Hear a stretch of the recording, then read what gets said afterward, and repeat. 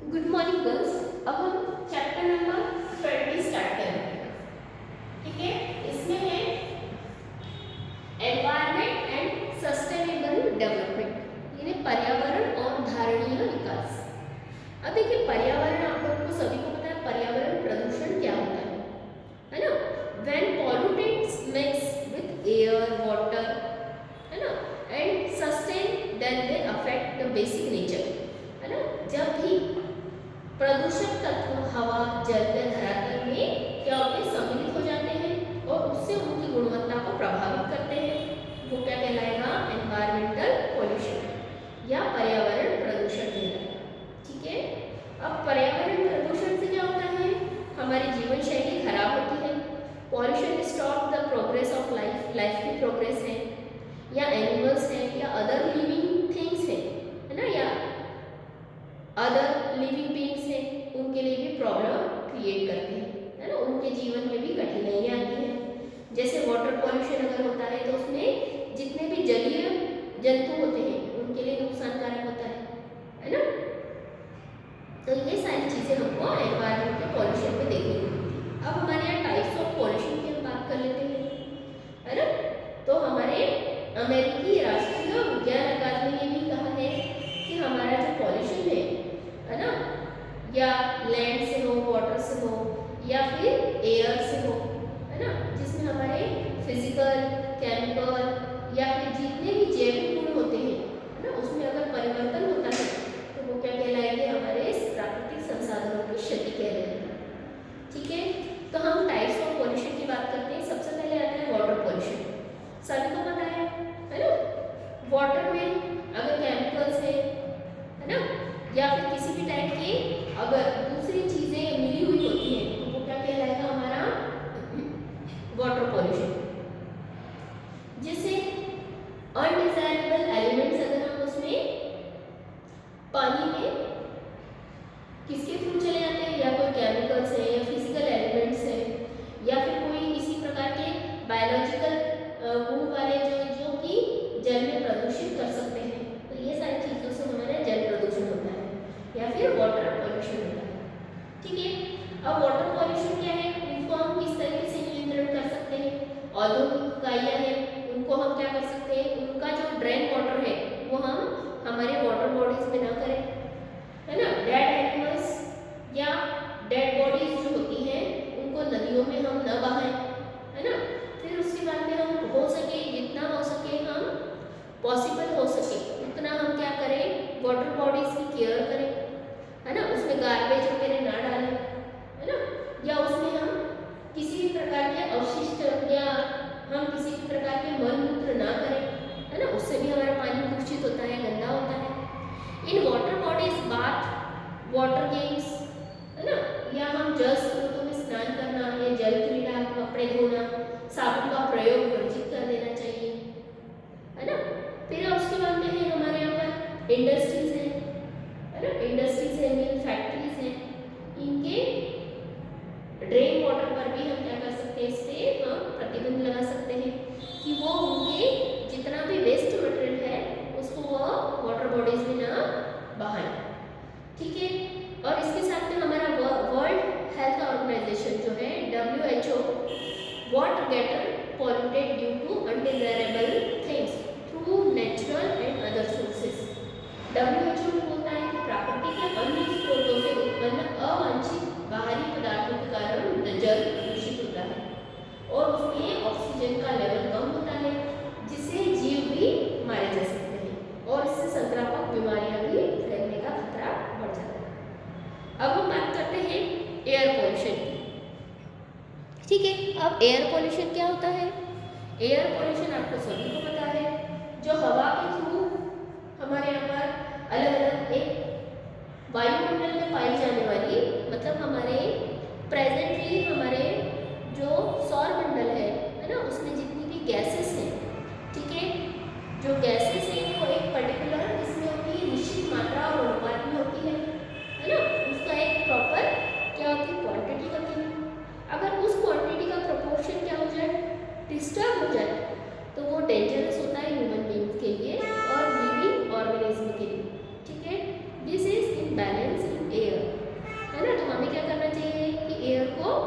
Pollution free रखना चाहिए। किस तरीके से? सबसे पहले तो हमें क्या करना चाहिए? एयर पॉल्यूशन के लिए डिफॉरेस्टेशन रोकना चाहिए, है ना, कंट्रोल ऑन डिफॉरेस्टेशन, जिससे पेड़ों की कटाई होके और पर्याप्त लेवल पर हमको क्या करना चाहिए? प्लांटेशन करना चाहिए। जितना ज़्यादा प्लांटेशन होगा उतना ही ज़्यादा क्या होगा? हमारा प्रदूषण कम फैलेगा। फिर है इलेक्ट्रिक रेल इंजन्स, ठीक है। अब हमको रेल वाहनों को विद्युत चलित इंजनों की का ही उपयोग करना चाहिए, जिससे हम कोल वगैरह ना इस्तेमाल करें। इससे भी हमारा क्या होगा? एयर पॉल्यूटेड नहीं होगी। Traditional sources of energy like fire, है ना। अब हमको हमारे ट्रेडिशनल ईंधन के लिए हम जैसे लकड़ी, कोयला, गोबर आदि का प्रयोग हमको समाप्त करना होगा। इससे हम क्या हो सकेगा? हमारा एयर पॉल्यूशन कम होगा। Forest fire must be control, है ना, हमको फॉरेस्ट की फायर कंट्रोल करना चाहिए। Industrial must setup away from the cities, है ना, उद्योगों की स्थापना हमको शहरों से बाहर करनी चाहिए, ठीक है। And proper system in cities for removing the extreme and urinary waste, शहरों के भीतर से मल मूत्र हटाने की उत्तम व्यवस्था करनी चाहिए, है ना, जिससे क्या हो सके? एयर पॉल्यूशन कम से कम हो सके। फिर इसके बाद में आता है थर्ड लेवल पर हमारा आता है साउंड पॉल्यूशन, ठीक है। अब साउंड पॉल्यूशन की बात करें तो साउंड पॉल्यूशन आपको सभी को पता है ध्वनि प्रदूषण होता है ना। पर्यावरण में उत्पन्न होने वाली कोई भी अवांछित आवाज जिसका जीवों के स्वास्थ्य पर प्रतिकूल प्रभाव पड़ता है उसको हम ध्वनि प्रदूषण कहते हैं, है ना। It means any unwanted sound और undesirable sound in environment which has adverse effect on living beings as referred as sound pollution। इसको हम क्या कहेंगे? साउंड पॉल्यूशन या ध्वनि प्रदूषण। जैसे हॉर्न्स, आपको सभी को पता है वाहनों के हॉर्न जो होते हैं वो कैसा करते हैं? ध्वनि प्रदूषण करना चाहिए, उनको हमको प्रतिबंधित करना चाहिए, है ना, क्योंकि हॉर्न क्या करते हैं? क्रिएटिंग मोर साउंड, बहुत ज़्यादा साउंड क्रिएट करते हैं।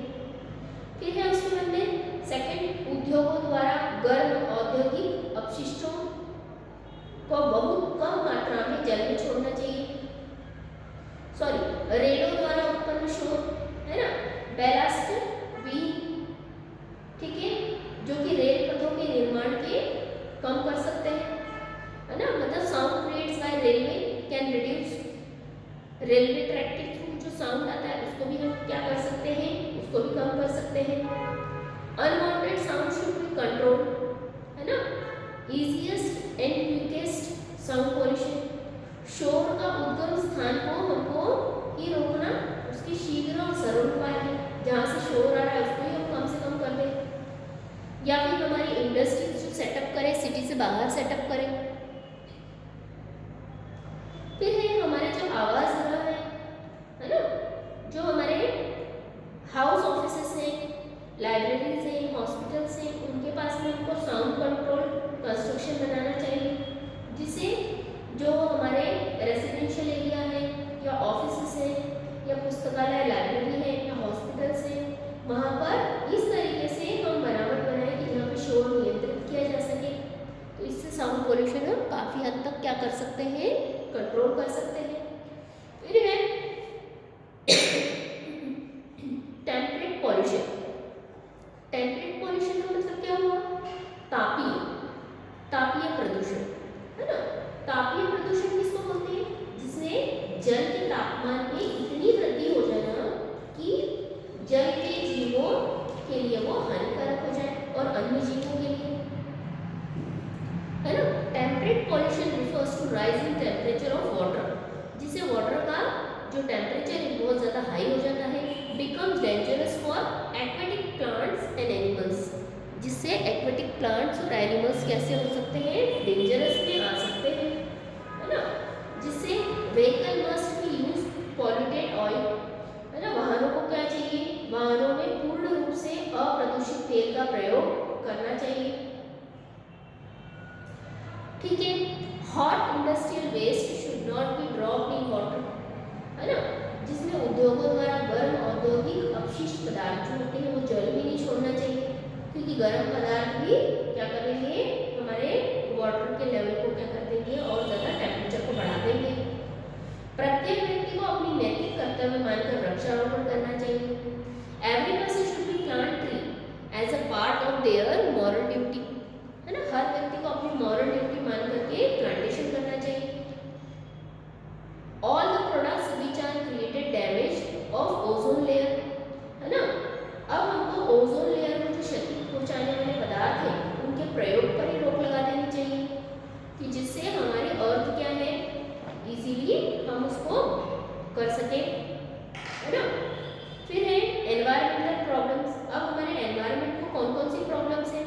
पहले तो ओजोन डिप्लीशन, है ना, ओजोन शेयरिंग है, क्योंकि आप लोगों को सबको पता है हमारी ओजोन लेयर जो है उसमें बहुत सारे छेद होते जा रहे हैं, जिसकी वजह से हमारे यहाँ का ग्लोबल वार्मिंग यानी टेम्परेचर बढ़ता जा रहा है। Rise in temperature of earth, हमारे अर्थ का टेम्परेचर डे बाय डे क्या हो रहा है, इंक्रीज होता जा रहा है ना, इसी की वजह से।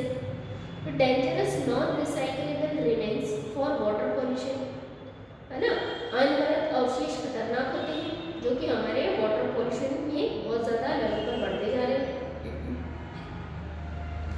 फिर है वाटर पॉल्यूशन, आपको सभी को पता है वाटर पॉल्यूशन की वजह से भी हमारा एनवायरनमेंट कैसा हो रहा है, एनवायरमेंटल प्रॉब्लम क्रिएट हो रही है। ठीक है, फिर फिफ्थ नंबर पे है हमारा quantity and quality of fresh water.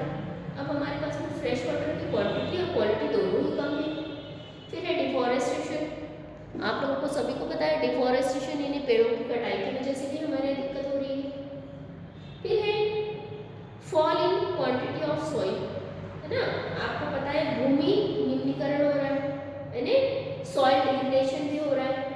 ठीक है, एंड डेंजरस बायोलॉजिकल चेंजेस, और जैविक परिवर्तन भी हमारे यहाँ पर बहुत ज़्यादा हो रहे हैं। तो ये सारे कारण हैं हमारे इसके लिए एनवायरनमेंट के प्रॉब्लम से। तो इसके आगे का टॉपिक जो है हम नेक्स्ट वीडियो में डिस्कस करेंगे। तब तक के लिए थैंक यू गर्ल्स।